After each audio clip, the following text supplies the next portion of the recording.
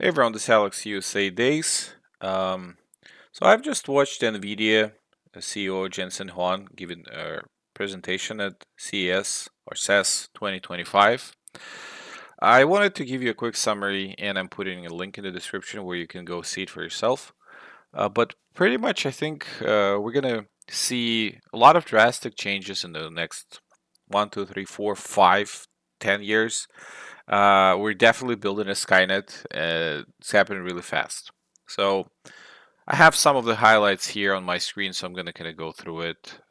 We'll go through it together, talk about it, and again, I'll be just brief to give you a highlight of what's going on, and then you can go and watch the video for yourself. Link is going to be in the description. The announcement started with the presentation of the new graphic cards, RTX Blackwell family, where RTX 5070 will have 4090 performance.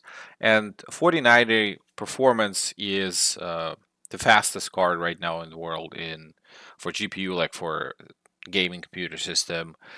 It is the fastest one. Now, with the newer card, RTX 5070 Blackwell, you will get the same level of performance as RTX 4090. This is, of course, with their technology when the AI helps generate frames and pixels. So this is with AI. But still, the AI will come with the card by default, and when you use it, DLSS, um, it will give you the same performance as 4090, which is insane. Chip is also pretty small, just has 2 fans on it, and I mean, it's amazing. Then, if you take their top model, RTX 5090, will have twice the performance of 4090. So, again, with the AI, basically the AI will be processing pixels, generating pixel, helping with it. If you use it without AI processing, you will see about 30% increase. But I don't see any reason to use the graphic card without AI processing if it gives you twice as much power as without it comparing to the previous top card. So there's really no reason to do that. So you can see some comparisons here. This is the performance. So this is RTX 5070. Again, RT just by itself, about 30% increase versus previous generation RTX 4070, 5070 Ti, same thing, around 30% increase, and twice as much increase with DLSS technology. So that goes pretty much for every card. 5080 comparing to RTX 4080, and 5090 comparing to RTX 4090. The prices will range and vary, so around from $500 to $2,000, the most expensive models, and then also you will find now the RTX 50 cards in the laptops with the same performance as RTX 4090, but it's like really slick and small, which is pretty awesome. So there's definitely a lot of updates in terms of future of GPUs. Now, that's just kind of the highlight of the GPUs and the main flag stuff that NVIDIA was doing for years. In recent years, they shifted and they're doing a lot of AI. And a couple things that they talk about is AI revolution, scaling performance, and reducing cost. They talked about IT departments initially being AI agents doing HR. So AI will be training, onboarding, processing data where the IT department will help them and guide them. So there's a lot of changes coming in the industry. Just the enterprise is going to change a lot within the next 4 or 5 years. They talked about also Llama Nematron, so OpenAI language models optimized by NVIDIA for enterprise that will be available for a lot of enterprise companies to help with their AI built into the system. They also talked about AI agents, so AI that will be helping out with the software development to the developers, I guess with testing for QA, doing medical research, looking for new potential drugs, driving automation, logistics. So those AI agents will be embedded in different enterprises by whatever you need to be, powered by NVIDIA, doing a lot of optimizations and calculations, and essentially making things more efficient, faster, cheaper, and so on. They also announced Windows AI that will be built in Windows. So we're like building a network of AIs on every Windows machine possibly in the future. So again, Skynet scenario, right? And I think that another thing that was pretty amazing is physical AI. So they talked about AI being trained on videos and understanding the physics around the world and how everything functions. And then robots will, well, LLM language trained models will generate action tokens for robots, and those robots, they will be not only robots but cars, anything that AI trained will be trained in physical virtual reality. So imagine Doctor Strange like going through thousands of different scenarios virtually, predicting every possible outcome for a particular task, and then just picking ones, implementing ones that in the virtual reality will be the most efficient. And then, thus, the virtual reality that they created is mimicking the physical reality. So they will be then picking that exact behavior in physical reality, optimizing the performance and what the AI will be doing in the real world. Because it tried thousands of different models and variations of actions in the virtual world that is copy of the real physical world for the AI, which is kind of insane. So it's called NVIDIA Cosmos. So AI to understand the physical world. Again, physical AI generating physical future, all the possible outcomes to act in the best way. And they have this open license available on the GitHub. So kind of insane, right? So that will lead to like industrial visualization, infused with robotics, digital manufacturing. So you'll have a factory running virtual factory in the AI running different scenarios, creating virtual KPIs, essentially being a digital twin of a real factory, finding the best optimized solution for whatever the work is being done, and then implementing this in the reality based on those findings. We're going to see a lot of autonomous vehicles, robots, servers, cars, delivery.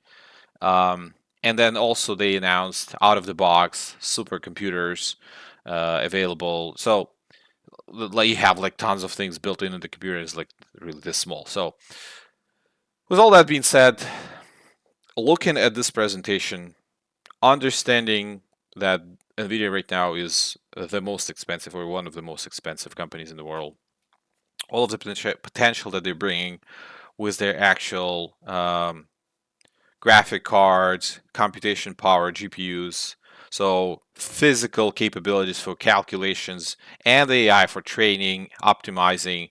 Like we see AI already impacting their next generation of video cards, giving us twice as much performance as the previous one. So being less demanding in terms of power, but more efficient in how they calculate and optimize the environment around it, process graphics. They predict the physics, they predict the visuals, they generate pixels based on that, boosting also like previous generations of games, and it's kind of insane. So taking all this into account, imagine in 5 years, 10 years down the road, we will have the AI in all of the factories. We will have tons of the robotics running in those factories, maximally optimized by that AI that ran millions and billions of different scenarios in virtual reality that mimics the physical world before implementing it in the world. Same thing for autonomous driving, maybe planes, trains, your naval fleets, then military. Oh my God, don't even get started with the drones trained on the AI, military, soldiers, robotics, actual robotics. We see like Tesla bots. NVIDIA has like their own like robotics commercial that they were showing for servers, deliveries, and home assistants and so on. So all of that like trained on the AI, plus the military stuff trained on the AI. Then medical equipment, surgeries done by robots, physical care, just assistance, drug development, running through multiple scenarios, generating new drugs to figure out how to cure disease. So all of that stuff, we're gonna become. So AI is gonna become we're gonna become the extension of the AI, or AI gonna become the extension of us. We're gonna be part of a physical plus AI reality, optimizing, guiding us, our development progress, and it's gonna be very rapid. Within like 5-10 years.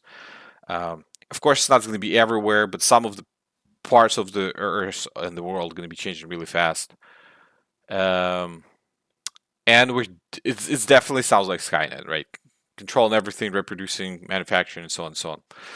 Um, I do see some problems with that. Imagine if everything is digitalized and run by AI and calculated by AI. Talking about solar flare, power outages, some major power problem, let's say nuclear reactor goes off or whatever's happening, and all of that stops, right? Then we're going to have a major crash of the economy of the world around us if everything going to be powered, guided, and trained by the AI. Um, cars are no longer self-driving. Robots are no longer serving, and so.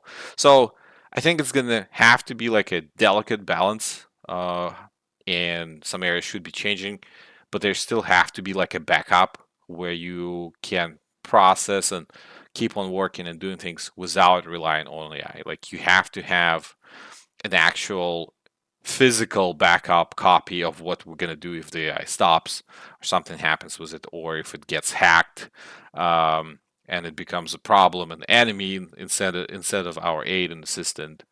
Uh, imagine your army of drones and robots, whatever, being taken over by an enemy because they hacked into the system and reprogrammed your AI. This is just going to be insane. So all of it been said, I know maybe I'm a little bit impressed by the presentation, and a lot of those things sound a little bit sci-fi, and they may be a lot far off than we think. But again, with the rate of the progress and how things changed, I truly believe within the next 5 years plus, we're gonna start seeing actual robots serving people in places, helping out, carrying baggages, luggage, whatever, at airports for like VIP service.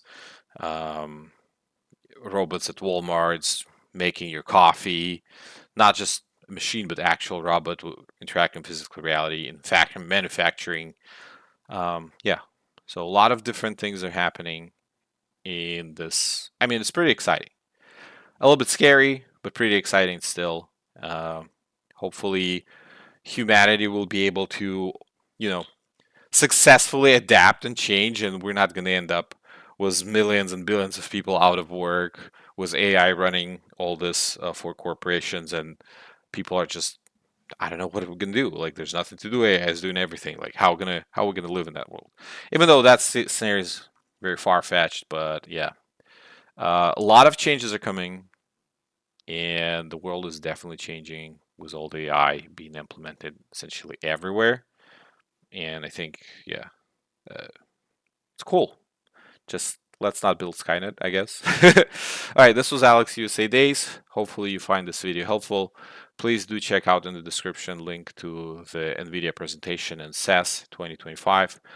It's pretty cool. I mean, I've mentioned some of the highlights, some of the things, but obviously there's more, right? It's like hour and a half of a talk given by NVIDIA CEO.